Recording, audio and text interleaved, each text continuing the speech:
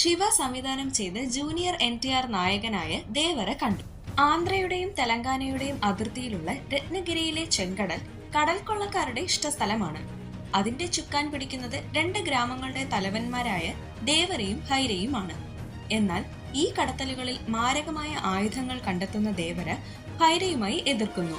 അവിടെ നിന്ന് തുടങ്ങുന്ന തലമുറയായി പിന്തുടരുന്ന ശത്രുത എങ്ങനെയാണ് ഈ ഗ്രാമങ്ങളുടെ ഭാവി തന്നെ മാറ്റുന്നതെന്ന് ഈ സിനിമ കണ്ടു തന്നെ അറിയണം. എന്നാൽ ഈ പാൻ ഇന്ത്യൻ സിനിമ ഒരു പഴഞ്ചൻ തട്ടിക്കൂട്ട് കഥയിൽ ഒതുക്കി അതൊക്കെ പ്രേക്ഷകർ സ്വീകരിച്ചോളും എന്ന് കരുതിയ സംവിധായകന് ഇവിടെ കാലിടറാനുള്ള എല്ലാ സാധ്യതകളും ഉണ്ട്.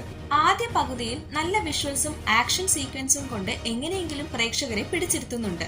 എന്നാൽ മടുപ്പിക്കുന്ന രണ്ടാം പകുതിയെ എങ്ങനെയെങ്കിലും പിടിച്ചു കയറ്റാൻ അടിപൊളി BGM കൊടുത്ത അനിരുദ്ധിന് പോലും സാധിച്ചിട്ടില്ല.